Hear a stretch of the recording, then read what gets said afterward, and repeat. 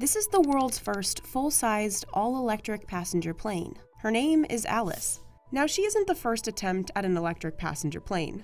Previous attempts looked like this: a glider or an old seaplane retrofitted with an electric engine. But Alice is different. The Aviation Alice is a 9-passenger, 2-crew, all-electric commuter aircraft. This aircraft is built from the ground up to be electric. It's not a conversion of anything. Israeli aeronautics company Aviation started work on Alice back in 2015 and debuted the plane in June 2019. Its goal? To find a sustainable way to move people regionally.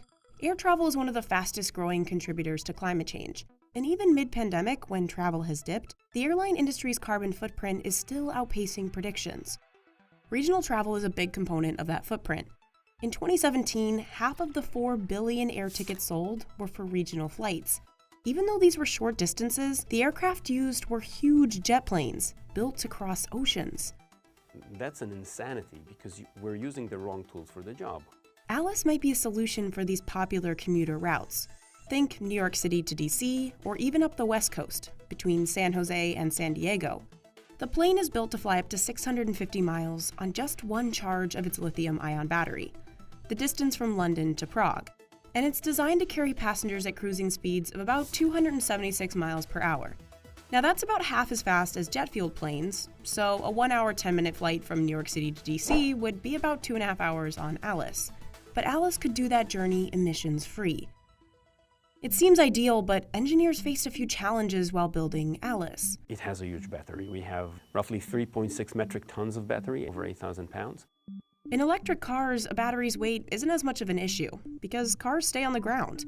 But in a plane, trying to get in the air with a heavy battery becomes a challenge. The bigger the battery, the more power for the plane.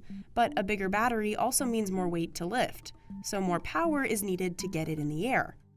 In normal airplanes, an estimated 30% of the plane's maximum takeoff weight is jet fuel, and that weight lessens over time as jet fuel is burned while in the air. But for Alice, we're roughly at 60% of maximum takeoff weight, meaning 60% of the plane when it takes off is battery. It's the same when it lands. We don't lose anything. So Aviation had 2 solutions for a heavy battery. Engineers distributed the battery throughout the plane. That battery is literally all over the place. It's under the floor, it's in the wings, in the fuselage in different locations. Then they balanced out the battery's sheer weight. The way to do it is just to build everything else very light. Alice has a lightweight airframe, slim wings, and wingtip propellers.